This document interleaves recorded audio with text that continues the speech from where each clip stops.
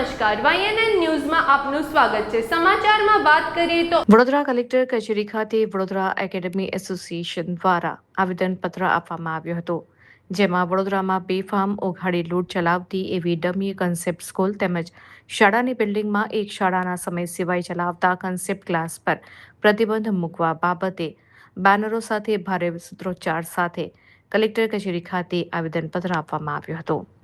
આવનારા દિવસોમાં શિક્ષણ મંત્રીને પણ આવેદનપત્ર આપવાના છે। છેલ્લા કેટલાક સમયથી નોન ગ્રાન્ટેડ સ્કૂલ સમય સિવાયના સમયમાં કોન્સેપ્ટ ક્લાસીસ શરૂ કરી રહ્યા છે અને સ્કૂલોના વિદ્યાર્થીઓને સ્કૂલમાં ચાલતા ટ્યુશન ક્લાસીસમાં જવા માટે ફરજ પડી રહ્યા છે, ત્યારે આવી લૂંટ ચલાવતી સ્કૂલો પર પ્રતિબંધ મૂકવામાં આવે તેવી માંગણી કરવામાં આવી છે। રિપોર્ટર રાહુલ રાજપૂત।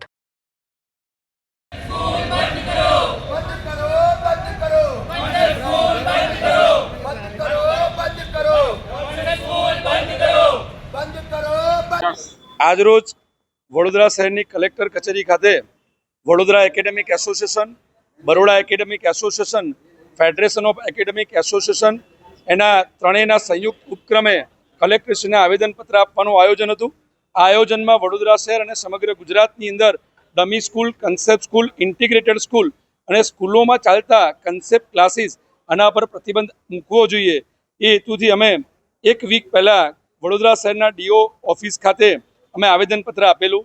આ આવેદનથી અને પુરાવા આપેલા કે જેમણે મોટા મોટા હોર્ડિંગો ન્યૂઝપેપરોની અંદર જેમણે કન્સેપ્ટ સ્કૂલ, ડમી સ્કૂલની જે પણ જાહેરાતો કરી હતી એના ઝેરોક્સ કાઢીને અમે પુરાવા આપેલા। એના ભાગરૂપે માત્ર ને માત્ર નોટિસ આપી અને વડોદરા શહેરના ડીઓએ માત્ર પાણી ફેરવી દીધું।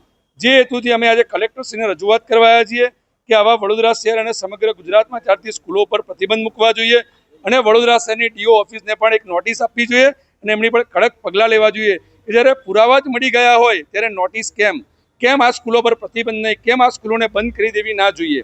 અને આવી જે સ્કૂલ છે વડોદરા શહેરમાં સવારે 8 વાગ્યાથી 4, 5 વાગ્યા સુધી સ્કૂલોની અંદર મોંઘી ફી લઈને વિદ્યાર્થીઓને ગોંધી રાખે છે, બરાબર। અને આવી સ્કૂલો પર તાત્કાલિક અંશે પ્રતિબંધ આપવો જોઈએ એ હેતુથી અમે આજે આવેદનપત્ર રજૂ કરવા આવ્યા છીએ। Vadodara academic association, Ashwin Parmar.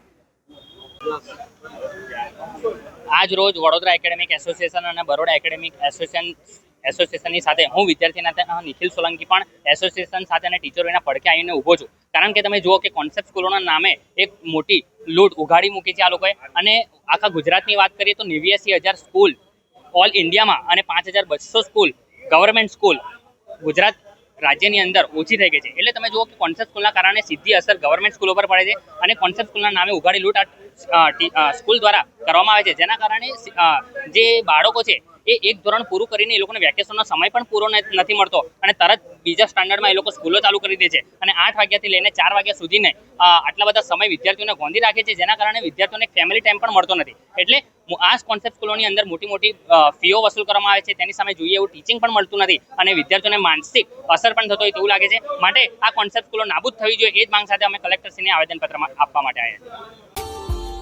Subscribe now and press the bell icon. Never miss an update.